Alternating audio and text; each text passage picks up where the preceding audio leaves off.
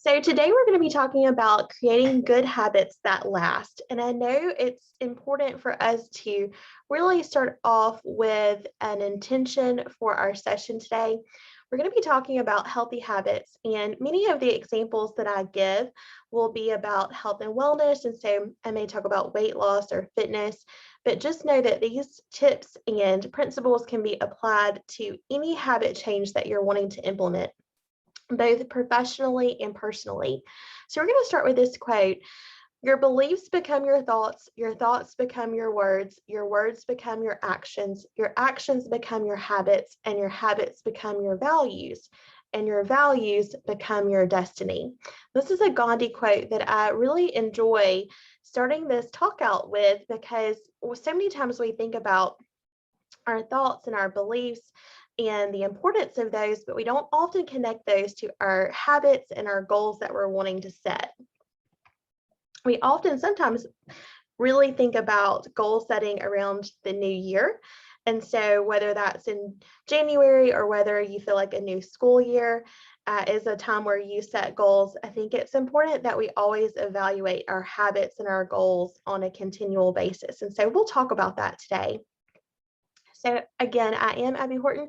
I am your wellness class educator. I teach at the College of Nursing here at UA. I'm a registered nurse, a certified health and life coach, a Wellbama ambassador for the Honors College, and I enjoy doing these webinars for y'all. My contact information is listed here. It's Abby.Horton at ua.edu. And if you ever need to reach out to me or ask for resources or have a question, please feel free to reach out via email.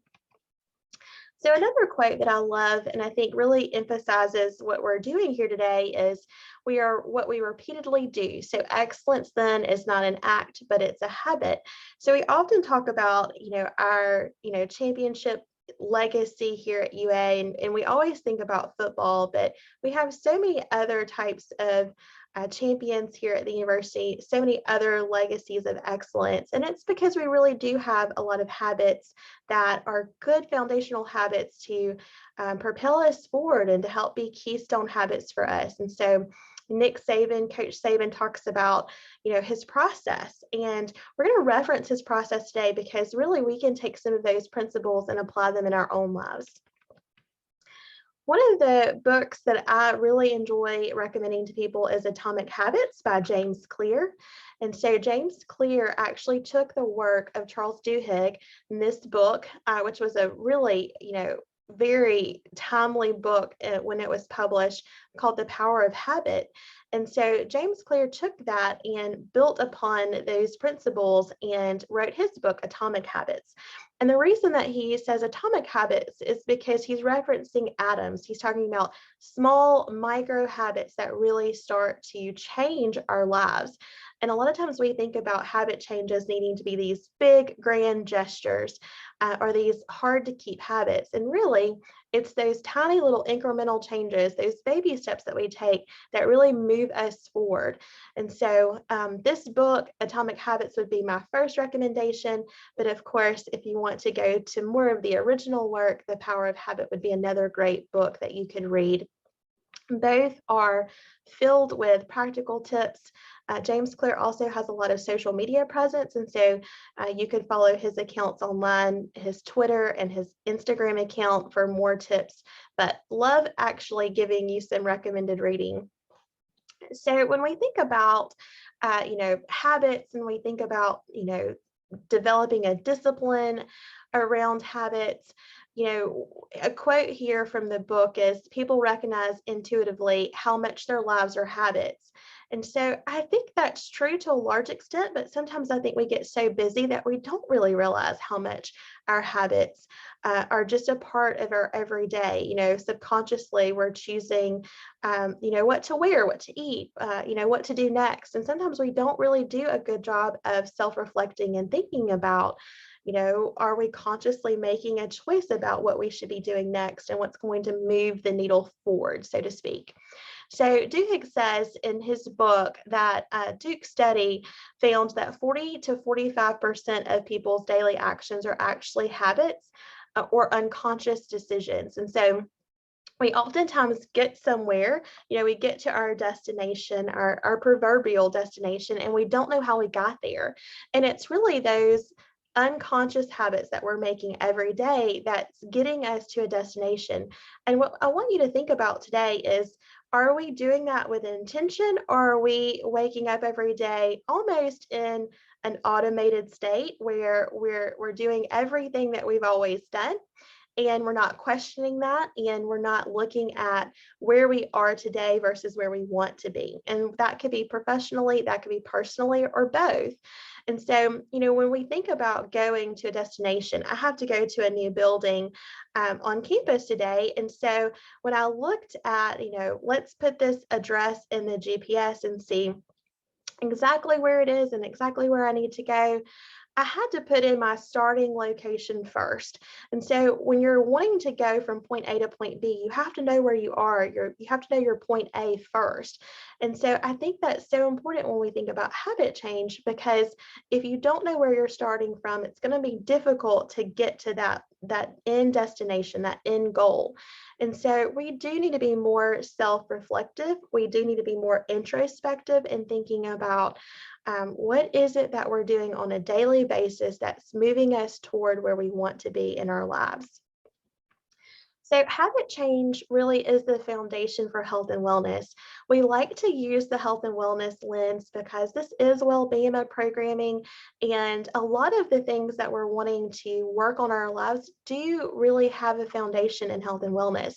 If you have financial goals, if you have parenting goals, if you have goals for your family or relationships, if you have professional goals, if you're not feeling well, if you don't have a good state of health, then those goals are going to be so much harder for you to achieve. And so I want you to think about the first habits that you want to really overhaul or establish are going to be those that are related to health and wellness, because that's going to give you the drive, the energy, and that good balance that you're going to need to tackle those other goals. And so habit change is really necessary to achieve our goals and to meet our milestones in life. And that's going to look very individual for all of us. We're all going to have different challenges, different setbacks, different obstacles that we're going to need to overcome, but it's doable if we really have an intentional plan for how to go about that. And so habit change is really about discipline, not motivation. So as a certified health and life coach, I talk to a lot of people about their weight loss goals, and I talk to them about their struggles and their challenges, which we all have those, right? For you, it may not be weight loss or fitness, it might be something else, but it's all the same, where we feel a little bit overwhelmed and we feel like we're not meeting a goal. That can be hard, it can be discouraging. And so I always emphasize to people that habit change is not about discipline alone. It is about, finding something that does motivate you and that, inspires you, but you can't do anything without discipline, because your motivation, your inspiration is going to wax and wane depending on how tired you are, how busy you are, what's going on in life. And so I think you do have to have a level of motivation and inspiration, but ultimately your habit changes and your goals are going to come down to how much discipline have you implemented, have you cultivated in your lives. And discipline comes through taking action every day and being consistent. Consistency is key. If you can be imperfect every day on a goal, that is going to get you further along than being perfect, a handful of days a week. And so a lot of times people procrastinate, or people get caught up in perfectionism, and they say, oh, well, if I can't do it perfectly today, I'm not going to do it at all. But doing things imperfectly every day are going to get you further along, like I mentioned. And so I want you to think about that, because so many of us are perfectionistic, we're procrastinators, and those two things often go hand in hand. So, the power of habit, when you look at this from just kind of a scientific overview and you look at what motivates people, you look at positive psychology and you study the behavior of people, what these clinical psychologists have found in their research is that you have a cue and a routine and a reward, and that creates a habit. So we're going to break that down, because when you go to actually change your habits, you need to understand what's happening when you have a habit formation. So the habit loop is what we talk about. And there's going to be some other slides that explain this in more detail. But the habit loop is a set of behaviors that are set off by a cue. And the trigger that tells your brain to go into automatic mode is the cue that you get. So there's a routine, and that can be a physical routine, a mental routine, or an emotional routine or behavior. And there's a reward that accompanies that. So in a graphic here, it gives a good overview of what this looks like. So if you get this cue, maybe it's 3 o'clock and you're feeling a little tired, you're in that post-lunch slump and it's not quite time to, clock out for the day, and you're feeling a little tired around 3. That is pretty typical because that's when our circadian rhythm and our hormones change. And so a lot of us get into that really sleepy state where we're just tired and we need some energy. So if around 3 o'clock you're looking for some caffeine or you're looking for a snack, then it's probably around that time where your hormones are changing and you're just needing a little bit of a boost. So the cue might be you see that it's 3 o'clock and you notice that you're tired. And so you get into the routine, the physical, mental, or emotional behavior of going and finding a snack. Maybe you go to the snack machine. So my office is 2 doors down from the vending machine on our floor. And about 3 o'clock every day, I can hear that characteristic sound of coins going into the slot and something coming out of the machine, a drink or a snack. And so there are a lot of people who do that. And it's just a routine for most people. And then the reward is you reach in the vending machine, you get that snack, you get that drink, you take a sip or you take a bite and you feel better, right? You're getting a little hydration, you're getting some hormone release, some of those neurotransmitters when, especially we eat carby food that you're going to find in the vending machine, you're going to have some release of dopamine. So the reward is that you feel a sense of relief. It is rewarding when you fulfill your routine. And then at the center of it have this craving, and the craving is to feel better. The craving is to get a break.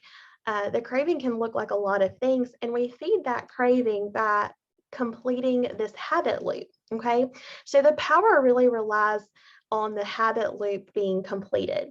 And so I want y'all to think about that. What is your cue, your routine, and your reward? And at the center of it, what is your craving? What are you trying to alleviate by doing that routine? So, like I mentioned, common habit loops really do reside around food. So you might have, a drop in your blood sugar or energy, or you might feel overwhelmed. That's pretty typical in the afternoon.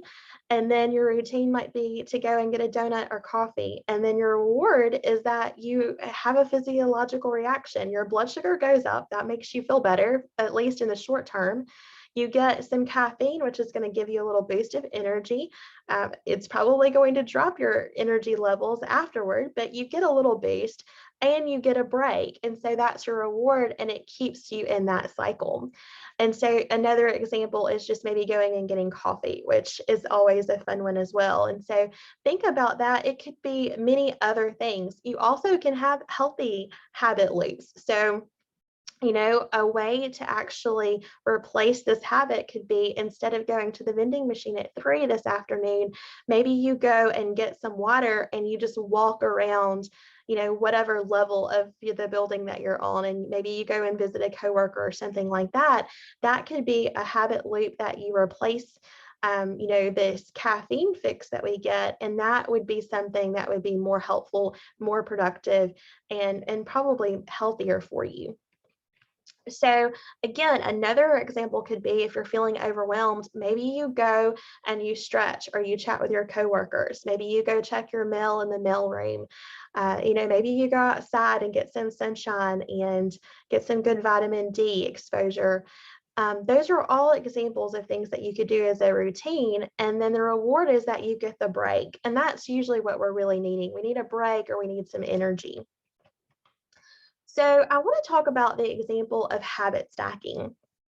Something that I think is really important for us to mention is that we often have these keystone habits, these habits that we do without thinking about it. So for most of you, you probably brushed your teeth in a routine, you got ready for the day without even thinking about it.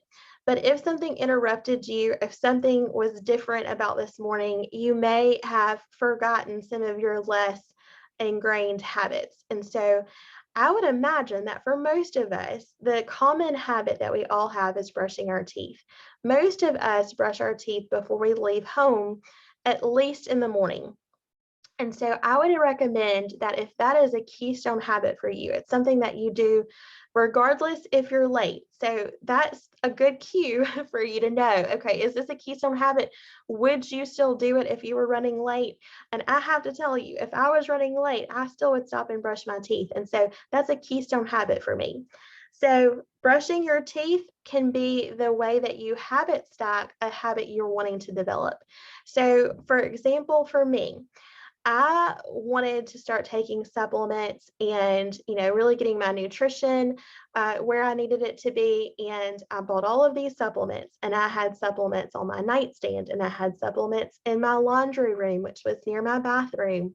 I had supplements in my bathroom. I had supplements in the kitchen.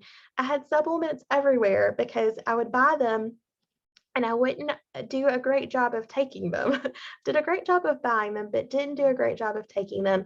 And so I had this habit of just when I remembered, I would take them.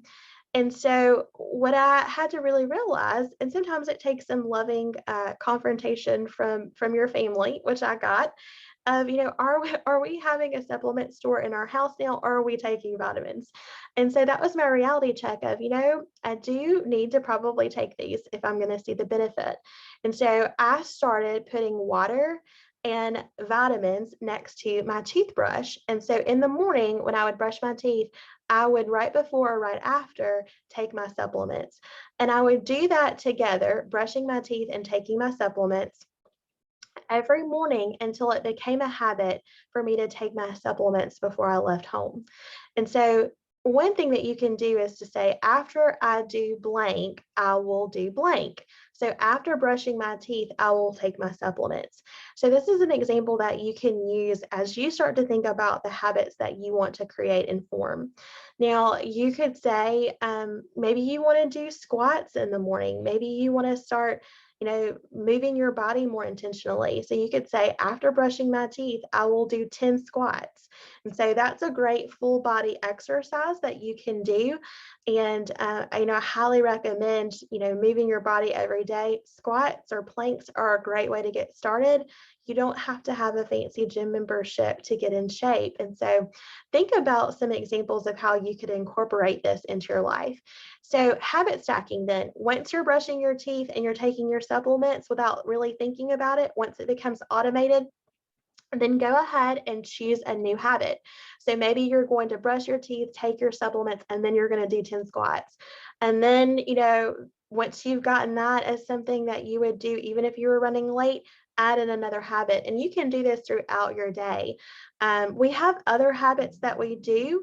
We just don't often think about them as habits. And so just think about the things that you do on a routine basis every day, every week, without a lot of planning, a lot of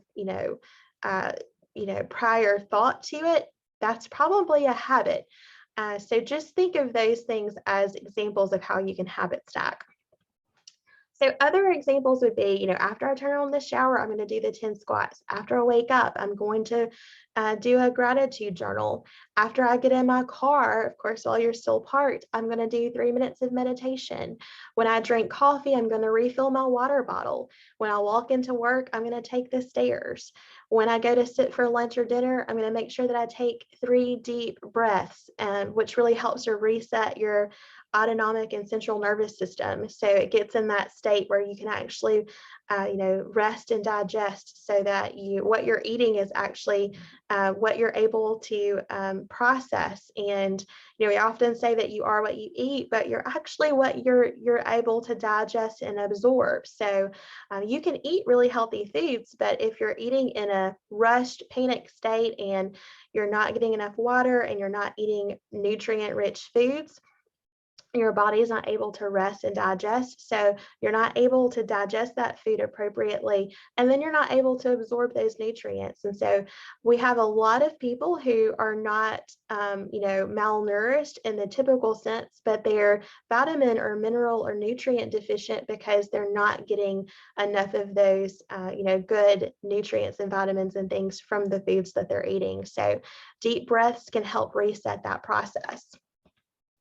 So another James Clear quote, all big things come from small beginnings. And so I always like to reference Laura Casey, who is an expert on habit change. And she says, small progress is still progress, and take baby steps. And so I want you to really think about those micro goals, those micro habits that you can start working on, and just pick one to choose from, one to start with. And once you get some progress there, get some momentum, develop that good discipline, then move on to the next thing and just keep doing that and building upon them. So that's going to be the ultimate goal of this habit stack. So you also want to identify your triggers. Anytime you start to make changes, your body and your brain really like routine and habit. And so your body and your brain are going to want to stay in the old pattern because that feels safe. Routine is one way that our brain feels that sense of safety and stability. And so when you go to do something, your brain sometimes sabotages your efforts because it's like, no, Abby, I want you to do what you've always done. I don't want to do this new thing. And so one of our brain's primary functions, other than just survival, is actually to create that sense of safety. And so we will self-sabotage, and it's just really a sign that your brain is trying to protect you, and you have to really overcome that kind of fear-based response that we sometimes have, and make your body feel and your brain feel safe enough to make those changes. So I want you to spend a few days tracking your habits and seeing if you notice any patterns. See if you notice any triggers to some of the habits that you want to change. One example might be that, you've got your Outlook inbox pulled up in the background and you hear a ding, and that ding makes you feel stressed. And then you reach for, a carb or a sugary drink or something like that. That's a really common one. So think about how you can start to change those patterns once you notice the triggers. So ask yourself things like, where does the habitual behavior come from? When does it happen? Where does it happen? What time of day? How do you feel when it happens? Are other people involved? Maybe it's a coworker, maybe it's a child or a spouse, or, a friend or roommate. Does it happen right before or after something else? And so those are going to be good questions that you can ask yourself so that you notice the patterns, and ask people around you. Ask, your loved ones, your team members, ask them to help you with this. I think it's so fun to have a little committee of people to help you. So people often are talking about setting boundaries, and boundaries are certainly something you need to set when you're doing this type of habit work. And it talks about, in literature, having a committee of no, and it's the 2 or 3 people that you can reach out to help you determine what your best yeses are and what your best nos are. And so those friends, those committee members could help you decide, maybe these are triggers for you, and it will just bring a different level of awareness to what you're doing. There's a lot of reflection that's needed when you start to make habit changes. So 7 steps to cultivate habit change. I think that these are so important. These are certainly not comprehensive, but they're ones that I think are helpful to get started. Set your intention, write down your habit change goal. And what I want to really mention about this is, y'all, we sometimes come up with these great goals. Like, for example, I'm going to give you some of the ones I've done before. I have had goals of, I'm going to read 100 books this year. Well, that's probably not realistic given my personal and professional life. But the thing that you really are wanting to get out of it is not the arbitrary goal of reading 100 books. Your goal is really that you're wanting to become a reader. So if you read 2 more books this year than you read last year, you're a reader. You met the real goal. It's not that you meet the arbitrary, outlandish, January resolution goals. It's that you become the person that you want to be by reaching the goal. So it might be that you want to run a marathon. Well, maybe your marathon got canceled, or your 5K or your 10K. Well, your real goal is that you probably want to work on your fitness. Maybe you want to develop a community of friends around, a similar hobby. Maybe you want to, see yourself as a runner, someone who's athletic. Well, if you start running every week, training for that marathon, you reached your goal. You became a runner. So I want you to really think about the intention behind the goal and not the goal itself, because a lot of times we don't actually reach the goals we set, but by working toward those goals, we actually achieve what we were really after anyway. So that really was a radical notion for me. I know it sounds simple, but it does really change your mindset and makes you feel more successful when you don't quite get to the benchmark that you set. You also want to really list the reason for making that goal, like I mentioned. Maybe there's multiple layers of why. So when you say, I want to become a runner, well, why? I want to become a runner because I want to feel like I'm in shape. Well, why do you want to be in shape? I want to be in shape so that I can keep up with my kids, or I want to be in shape so that I can, have fun with my friends on the weekend, whatever it is, right? Well, why do you want to do that? Well, because I want to feel a sense of connectedness to them. So your goal of those, things like running or hanging out with your friends really has a deeper meaning if you're looking for connection. And so you can dig deeper on any of those goals that you have and really start to ask why. Well, why is that? So think about that as you kind of move forward. You also want to identify any obstacles or challenges, because life is not textbook, right? It's not perfect. You're going to have days where you don't meet your goals. You're going to have days where you don't even work on your goals, and that's okay. But just identify those obstacles and challenges. A lot of times, the weekend is your weekend. You do so great during the week with your goals. And then you get to the weekend and you lose the routine and rhythms that you need for the discipline. And you gain a few pounds back, or you don't do your running routine, or if you're faculty and you have writing requirements, you're not doing your writing on the weekend, or you're not connecting to the goals that you set throughout the week. There's just so many obstacles and challenges that you can have, but if you identify them, it's called a pre-mortem, thinking about what could go wrong in advance. If you're doing a pre-mortem on what could go wrong, then you can maybe avoid some of those challenges and obstacles. Not all, but sometimes. Then you can also do a post-mortem where you have the obstacle and challenge and you start to look at, okay, what could I have done to have prevented that, or handled that better, or handled that differently? You also want to draft a plan and include solutions. And so that's part of that pre-mortem, post-mortem kind of breakdown. You want to seek accountability. Maybe you send a text message after we get off the call today and say, to your committee, tell them, I really need some help with this part of a goal that I'm wanting to work on. Can I just text you, a couple of times a week? I have a good friend right now who is wanting to lose weight and get on a fitness plan. And so even if I can't respond, she's sending me what she's eating and what she's doing for exercise every day. And, I will send back some encouragement or some tips, and just let her know that I'm supporting her. But she just needs that external accountability, and she does that for me as well. And so that could be something that you do. It doesn't have to be super time consuming or difficult. It just is helpful sometimes to have accountability when you're doing something new.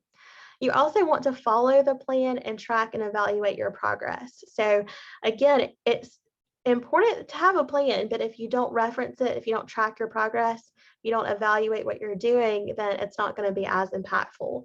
And then you want to maintain your motivation and your inspiration, but most importantly, you want to maintain that discipline. So the intention that you might have, maybe this is something you said, I want to be the best version of myself by my next birthday.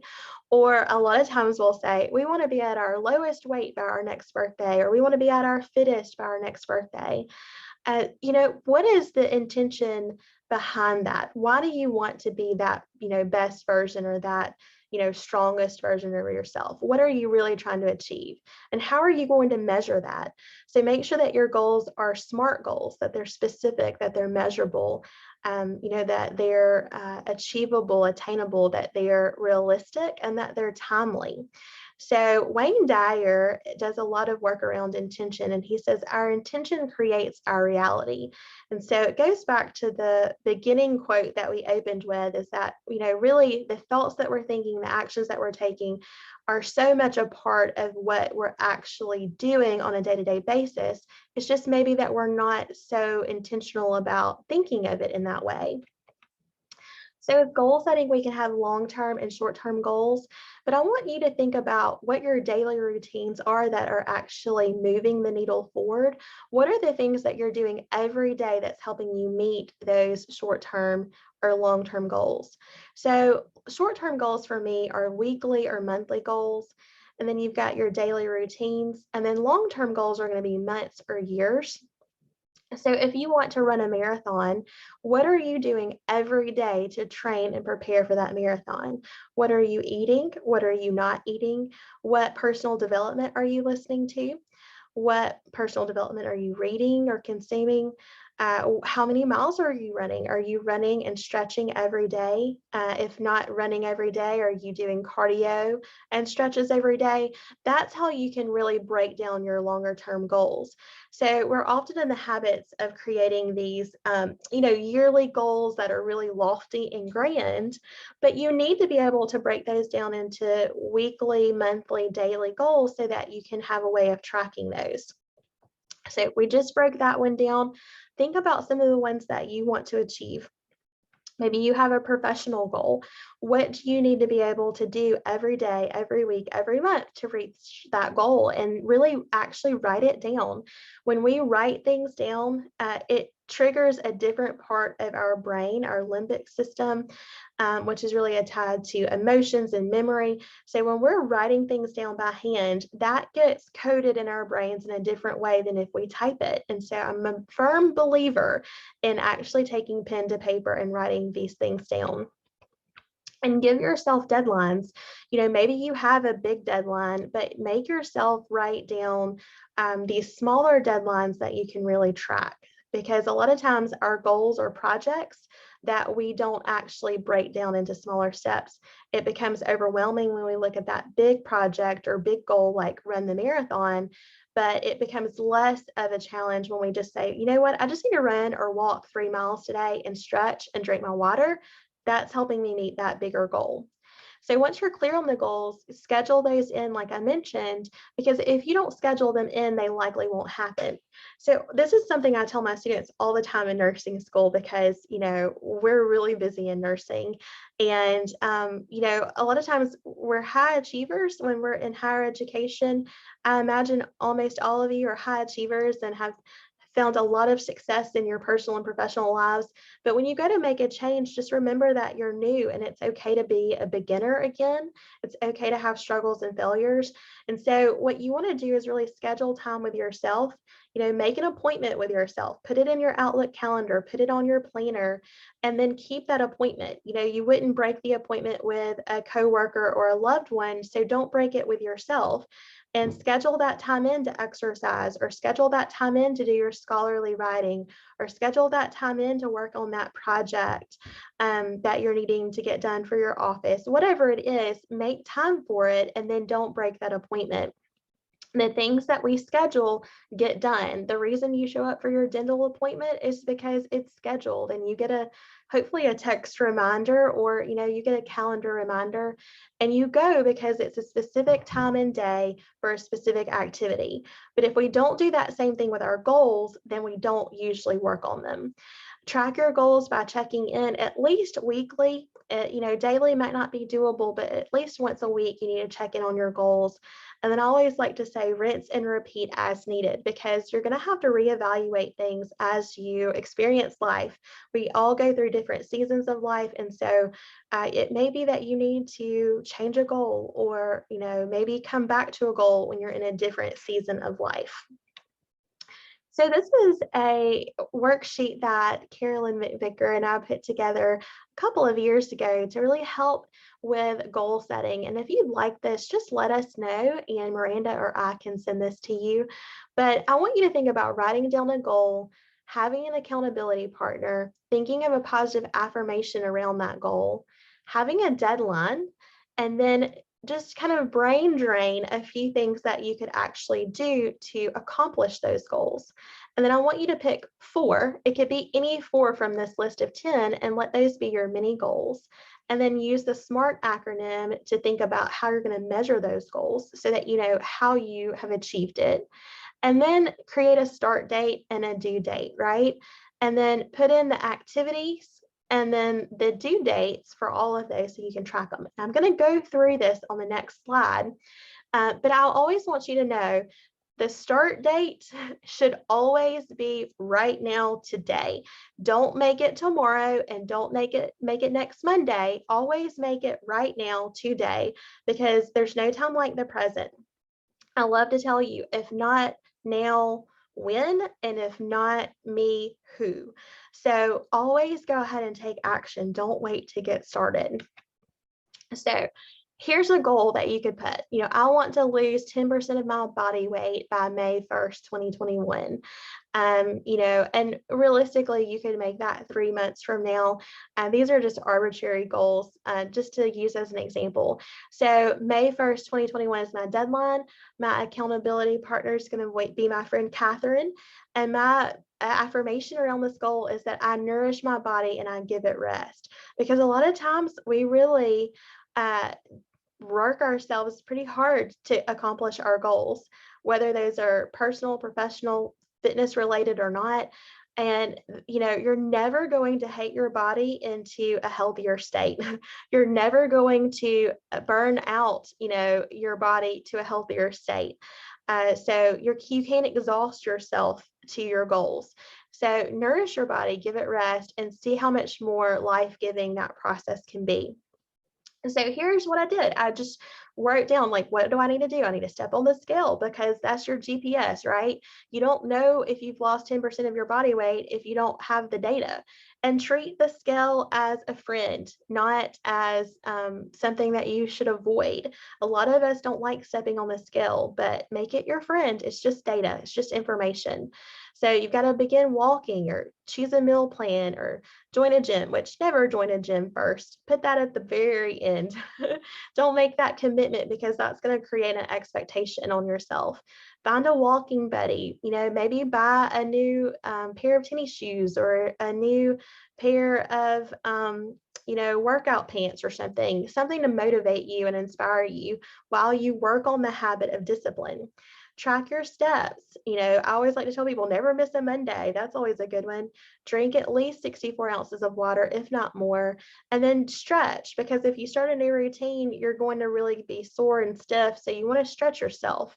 And so then of this 10, I'm going to choose 4. So I'm going to step on that scale. I'm going to find the walking buddy that can be my accountability partner, because you're not going to leave your friend.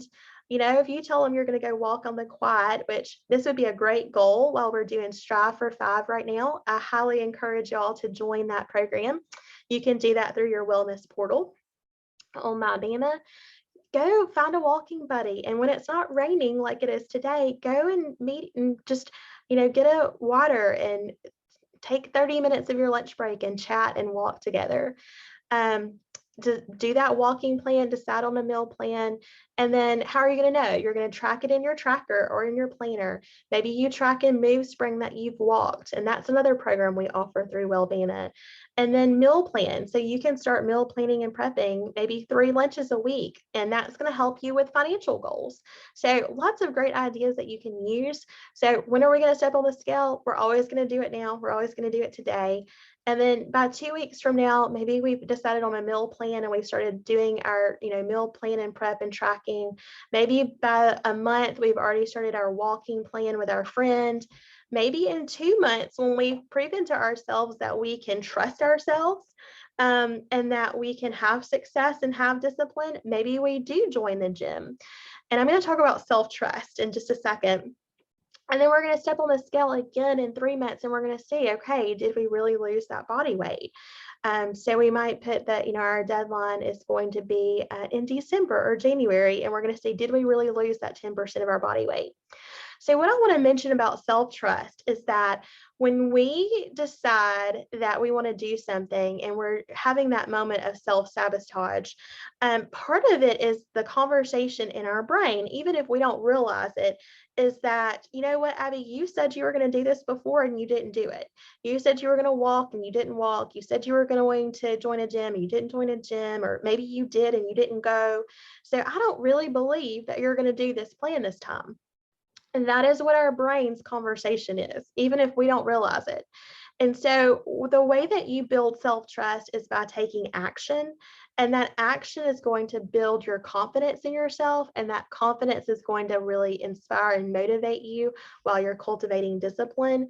And then that is going to create your habit. And that is going to create that self-trust that you need to establish that habit and keep it going. So if you don't trust yourself, if you don't keep your promises to yourself, ultimately you don't trust yourself. And so you're not going to see progress. And I see that over and over again. And how do I know this? Because I did this for so many years. I self-sabotaged. I didn't trust myself. I kept my promises to everyone else, but I didn't keep my promises around health and fitness. And so over the last 3 years, I worked on my health and life coach certification. I worked on my own journey. I lost 50 pounds, and y'all, I'm not there yet. I'm not to my goal. I'm still working on losing that last 15 to 20 pounds and meeting other health and fitness goals. But I want to tell you that it really starts with mindset. It doesn't start with a diet plan. It doesn't start with a fitness tracker. It doesn't start with anything that you can buy. It really starts with the conversation with yourself of, I'm going to do this for me. This is why I'm going to do it. This is my motivator.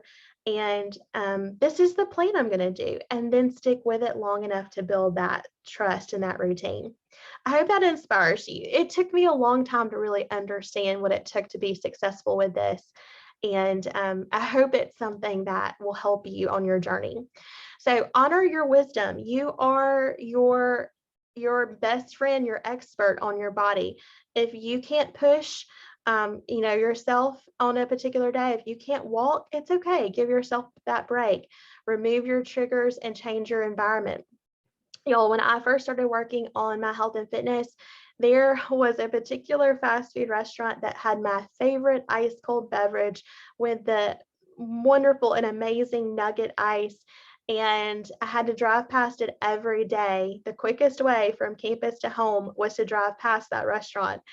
With a very iconic sign. And I had to take a new route home that made me go out of my way so that I didn't see it, because instinctively I would get in the car and I'd be driving home, and I'm a nurse, so we drive home usually between 3 and 4 when you're at your weakest moment. I feel like when you're the most tired and stressed and your hormones are changing.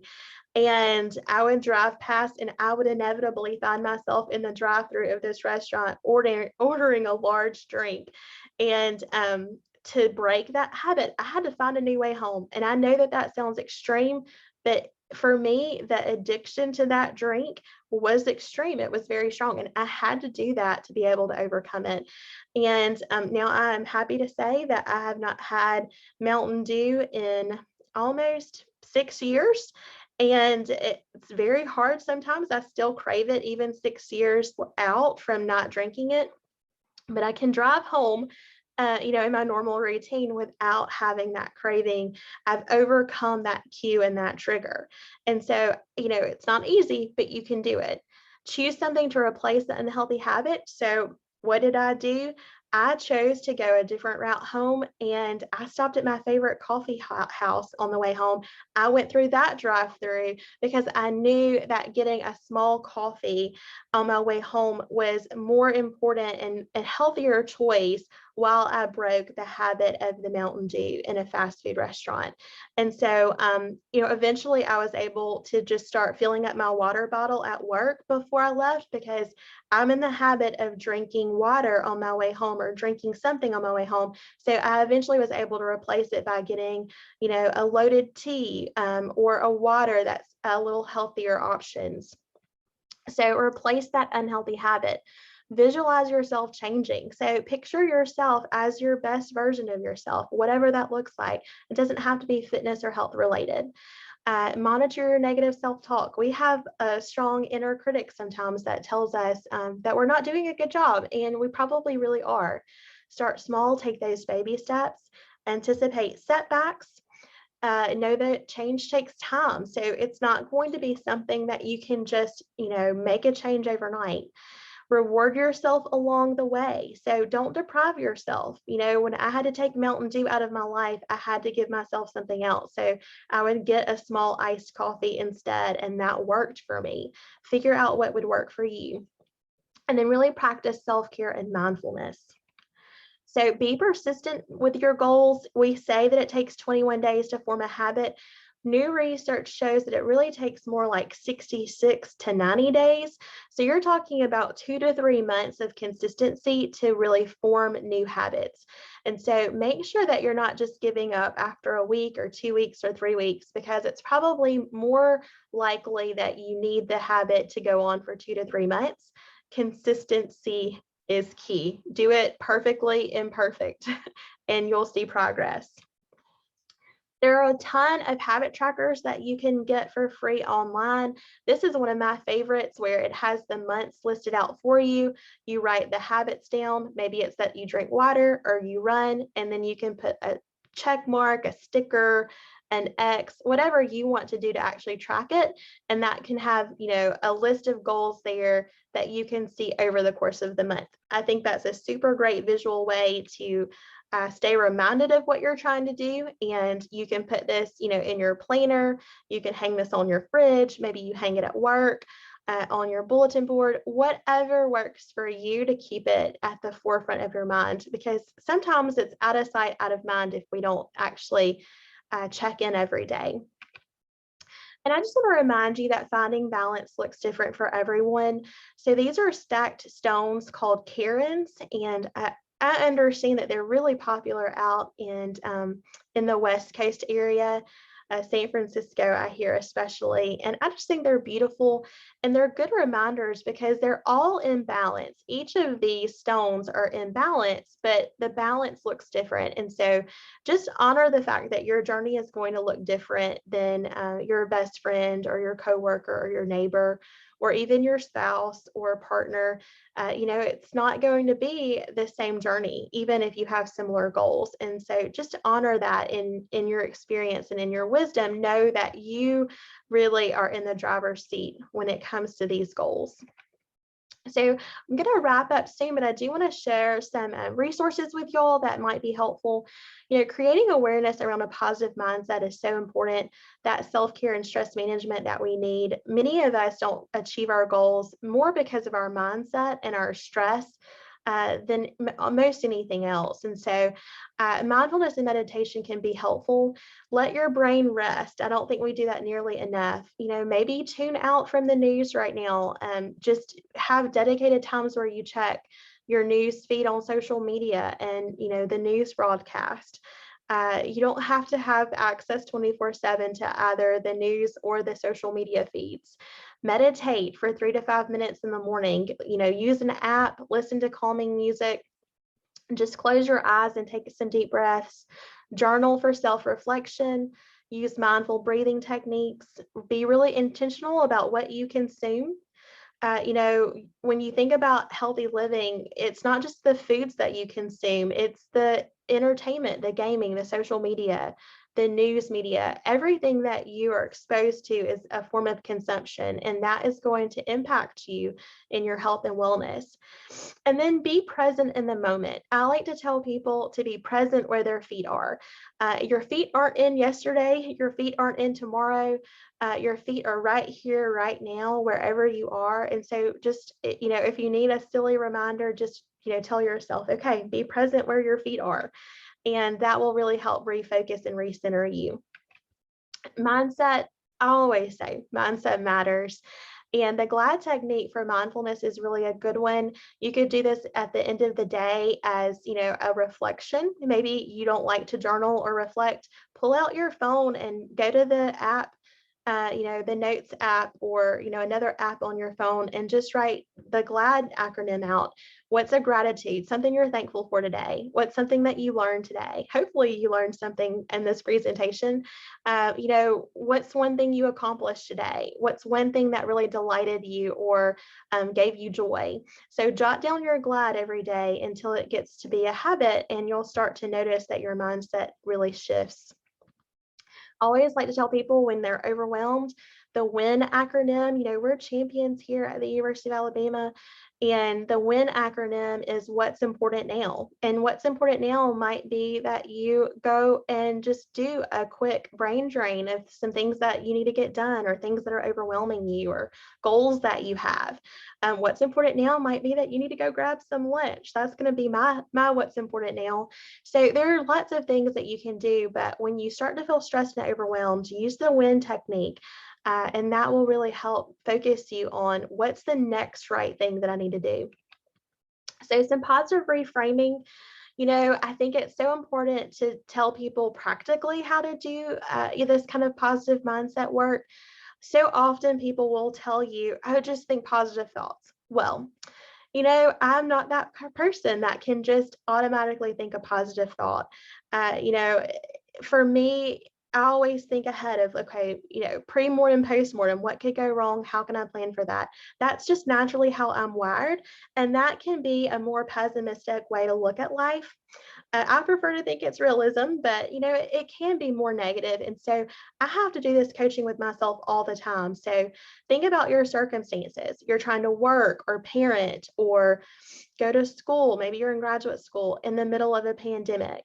And the thought that you think about that circumstance may be that your life is hard and, this feels overwhelming right now. So your feeling then is that you do feel overwhelmed, right? And then the action that you take when you feel overwhelmed, you're probably scrolling social media or watching Netflix or numbing out in some way. And so the result is that your life is stressful because you're not taking action. So if you retrain your thoughts and think, I'm strong, I'm capable, I can change things if I want to. If you think that thought instead, then you can come down here to this model and say circumstances. You know what? I'm still trying to do all of these things in the middle of a pandemic and life is still hard, but I'm going to intentionally think about that I'm strong and that I'm capable and that I can change things if I want. And you notice that the circumstances didn't change, just the thought that you had changed. And when you think that, just wherever you are, say, I'm strong and I'm capable and I can change things if I want. You automatically feel a little more hopeful and optimistic. Then your action is that you get to work because you feel good. And then the result is that things do start to change because you are thinking and feeling and acting differently. And so this is something that you can really do as a form of self-reflection. You could do this every time you start to have a more negative or unhelpful thought.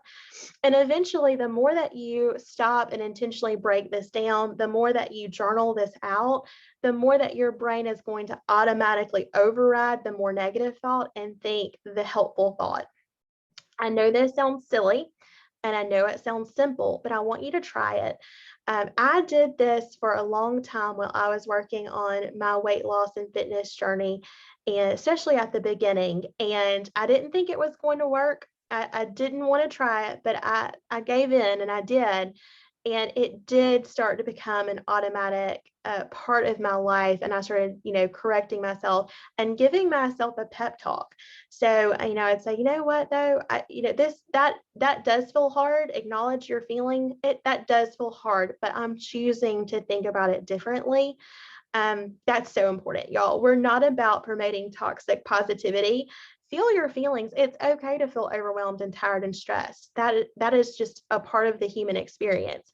But don't let that drive you. Let you kind of reset and then think the new positive thought. And I see some chat, comments and things. I'm going to come back to those really quickly. I want to make sure I address those for sure. My good friend Summer Tucker has a success equation. She says that everything is achieved by success through consistency, time, intensity, and your belief. And that is what drives your results. And I love that. I found that to be true. Summer is actually my health and life coach. And so the consistency you put in, the time that you put in, the intensity with which you work, and your belief in yourself and your ability is going to help equal your results. And that is very much what Coach Saban's process is all about, if you've heard him talk about that with his football players. I always want to leave you with wellness basics. So if you're not sleeping well, if you're not hydrating, if you're not eating a healthy diet, if you're not moving your body every day and you're not giving your brain a break and meditating, then you're not going to be in a state where you can actually work on and achieve your goals. So that's why this GPS Start Here pin is right here for you. It's a reminder that you've got to do the wellness basics first. You've got to get out of, survival mode first, and then you can start really working on your goals. We are going to be going over our time, but I'm going to stay until the end and take your questions. So feel free to stay. For those that need to leave right at 1, that's fine. You'll get your credit for the class, but I want to make sure I cover everything and answer your questions. So these are some tools that you can use for habit change, but y'all, I'm going to tell you the best tool you have is a blank sheet of paper, the back of an envelope, a sticky note, a pen, and a positive mindset. These are tools that can help, but if your mindset isn't where it needs to be and your wellness basics aren't done, these tools are going to sit dusty on your shelves. So this is the Cultivate What Matters, Power Planner.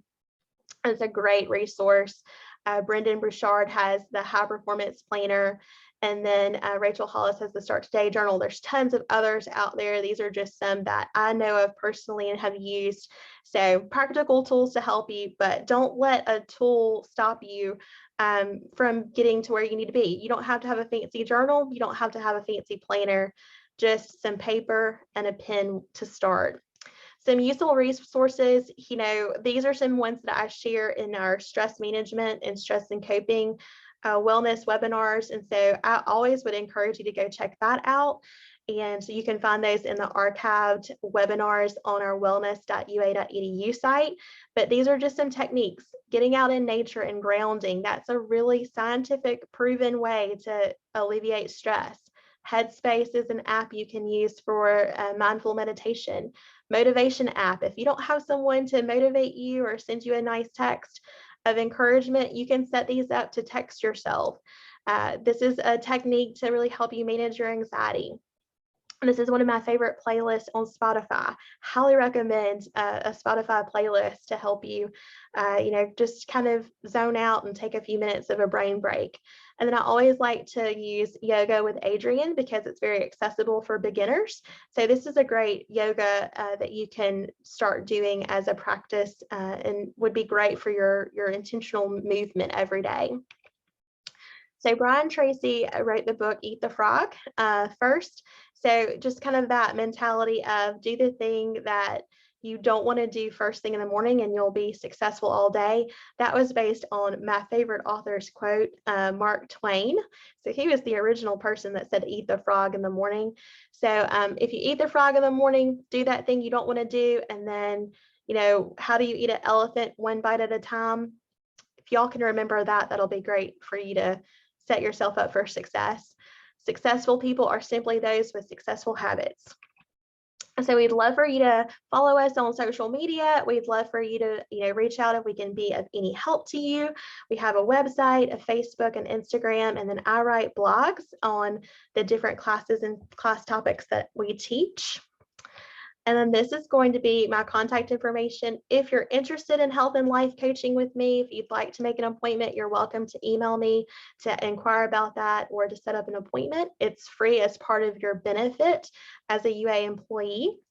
And now I'm going to turn to the chat to see if there's anything I need to answer.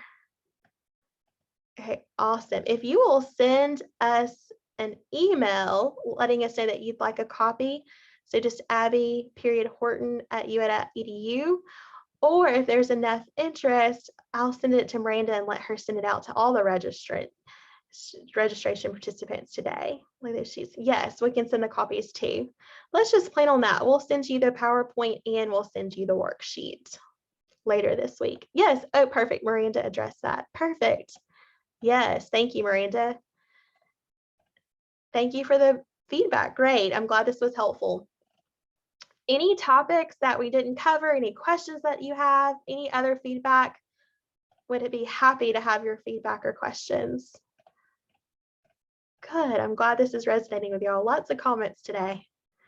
Oh, I'm glad you, Tabitha, I'm glad you like yoga with Adrienne.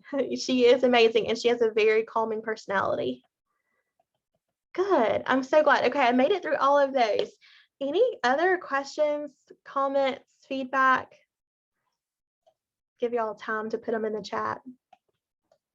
I just want to say while we're waiting on that, thank you so much for your time and attention. I know it's hard to carve out time for yourselves during the workday, but I'm glad that you were able to be here, and I hope that you take away, a little nugget or two, maybe something here that we shared inspired you, motivated you to start working on that discipline, and hopefully you'll be able to choose one small thing to start taking action on. And just remember, pick one. Don't overwhelm yourselves. All right, not seeing any other things in the chat. So thank you so much for being with us today. I hope that y'all all remember the legacy that you have and the championship qualities that you possess. You wouldn't be here at the University of Alabama if you weren't a champion. And so thank you for all that you're doing. And thank you for keeping your promises to yourself to show up today. So congratulations on that, for putting yourselves first, and just wishing you a big roll tide. Thanks so much, guys.